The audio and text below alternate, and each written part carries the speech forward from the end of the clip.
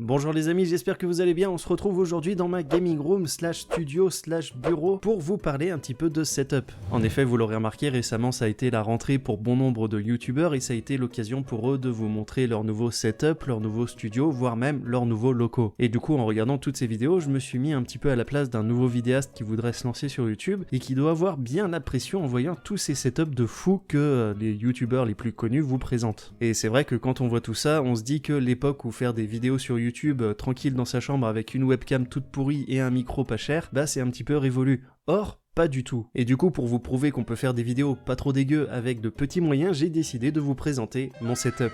Et pour commencer, mon ordi qui commence un petit peu à accuser le coup parce qu'il m'accompagne depuis mes débuts sur YouTube, donc ça fait un petit peu plus de 5 ans, donc forcément c'est déjà un petit peu vieux pour un ordinateur. D'ailleurs, il y a environ un an, il avait vraiment commencé à me lâcher, du coup j'ai tenté le tout pour le tout, je l'ai démonté, j'ai essayé de bidouiller un petit peu. Pour l'instant, il a l'air de tenir, il fait encore quelques plantages à des moments très judicieux, genre en plein milieu de montage, mais bon, ça reste quand même assez rare, donc ça va. Bref, il s'agit d'un ordinateur Asus Republic of Gaming, il tourne avec 8 Go de RAM, ce qui est vraiment pas énorme de nos jours, mais bon, ça tient la route. Un petit processeur Intel Core i7, et ça par contre c'est vraiment cool, ça permet de faire pas mal de choses en même temps. La carte graphique c'est une GeForce GTX 980M, alors c'est pas du très récent mais ça fait quand même le taf. Ça me permet notamment de faire tourner des jeux comme Cyberpunk 2077 en mettant les options pas trop hautes évidemment, mais bon, ça tourne quand même. Ensuite à gauche, comme vous pouvez le voir, un magnifique écran qui est tout simplement une vieille télé que j'ai récupérée. Et oui, parce que même si certaines personnes ont plusieurs écrans juste pour se la péter finalement parce qu'ils n'en ont pas vraiment besoin, quand on fait du montage ou du streaming, avoir un deuxième écran c'est très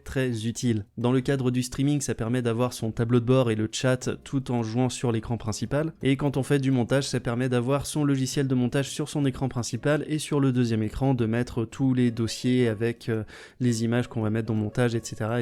Voilà, donc pour ça, avoir un écran ultra puissant, ça sert pas à grand chose, donc juste ma petite télé branchée en HDMI sur mon ordi portable, ça fait très bien le taf. Tiens, et puisqu'on parle de faire le taf sans forcément débourser des fortunes, vous avez sûrement remarqué juste au-dessus mes petites lumières studio de professionnels. Non, je déconne, c'est pas du tout des lumières studio de professionnels, puisque c'est des lumières que j'ai tout simplement bricolées avec les moyens du bord. En effet, des vrais éclairages studio, ça coûte la peau du cul, et du coup, j'ai fait un petit peu avec ce que j'ai trouvé chez moi. Du coup, j'ai tout simplement récupéré deux vieilles applis qui traînaient chez moi, que j'ai reliées ensemble, que j'ai ensuite reliées à un câble avec un interrupteur. Et du coup, vous me direz ce que vous en pensez, mais franchement, je trouve que le résultat est quand même pas dégueulasse. Tiens, et puis j'y pense, j'ai pas forcément les prix de tout ce que je vous présente au moment où je vous parle, mais je pense qu'au moment du montage, je mettrai les prix histoire que vous vous rendiez compte un petit peu du coût de mon setup.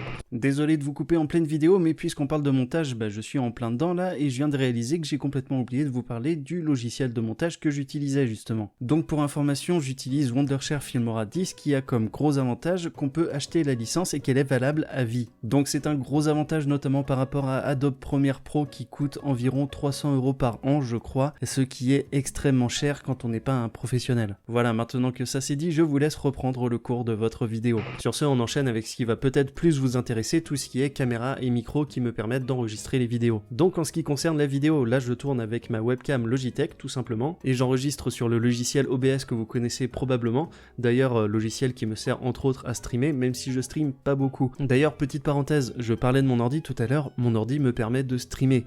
Alors n'écoutez pas forcément tous ces gros youtubeurs et streamers qui vous disent qu'il faut absolument avoir 2 tours ultra puissantes pour faire du streaming, etc. C'est absolument pas vrai. Bien sûr, si vous voulez faire des streamings en qualité de fou avec des jeux récents en poussant les options à fond, il vous faudra un ordi un petit peu plus puissant que ce que j'ai là. Mais en vrai, même si je stream pas beaucoup, il y a pas longtemps j'ai fait un petit stream de Binding of Isaac, mais franchement ça roulait très bien. Bref, je ferme la parenthèse, donc là je tourne avec ma webcam Logitech, mais sinon il y a pas longtemps j'ai emprunté ce petit appareil Nikon. Donc j'ai pu faire quelques tests, en effet la qualité est bien meilleure avec ça, et là c'est un appareil qui n'a pas servi depuis très longtemps, donc les batteries sont un peu mortes, et c'est juste impossible de tourner avec. Donc peut-être qu'un jour je tournerai mes vidéos avec ça, après je précise encore, c'est un emprunt, cet appareil n'est pas à moi. D'ailleurs la plupart des vidéos que vous avez pu voir avant celle-ci ont été tournées avec mon smartphone qui est un Oppo Reno 2, et c'est notamment avec ce téléphone que je tourne tout ce qui est vidéo courtes en format portrait, genre pour TikTok. Et d'ailleurs, pour faire ces vidéos, vous pouvez voir juste à côté mon support pour smartphone qui est bien pratique. Enfin, qui est bien pratique maintenant que je me suis organisé, parce qu'avant je me servais du même support pour faire des vidéos en format portrait et en format paysage. Donc c'était un petit peu galère, fallait tout le temps bouger le setup à chaque fois que je changeais de format de vidéo. C'est pour ça que je me suis fabriqué ce petit support en bois pour tourner tout ce qui est vidéo en format portrait et ne plus toucher à mon support sur lequel je pose mon smartphone. Et enfin, on en arrive à la partie audio qui est extrêmement importante. Vous l'avez peut-être déjà entendu, mais sur YouTube, la qualité audio prime sur la qualité vidéo. Et oui, tu peux avoir une vidéo en 4K super quali, mais si tu ne comprends rien à ce que la personne te raconte, ça sert à rien. Alors autant vous dire que quand je me suis lancé à la recherche d'un micro, ça a été une grosse galère. J'ai été sur plusieurs sites qui référençaient plusieurs micros adaptés pour le format YouTube, et à chaque fois c'était des micros qui coûtaient une fortune. Et bon, je trouvais ça un petit peu abusé et surtout complètement hors de mon budget. Du coup, après quelques recherches sur Amazon, je suis tombé sur ce micro qui est tout simplement un Onamic 900 que vous connaissez probablement pas, et pourtant vous l'entendez, la qualité est quand même pas mal. Donc voilà, et personnellement j'en suis très content. Et pour ce qui est du logiciel d'enregistrement, j'utilise tout simplement Audacity. Alors c'est un petit peu la base, et je sais qu'aujourd'hui de gros youtubeurs snobent un petit peu ce logiciel, alors qu'en vrai ils ont tous commencé avec et qui fait très bien le taf. Voilà, après évidemment quand t'as les moyens tu peux te payer un micro professionnel branché en XLR sur une table de mixage avec une carte son externe et tout, mais ça n'est absolument pas obligatoire. Regardez, moi j'ai un petit micro branché en USB avec Audacity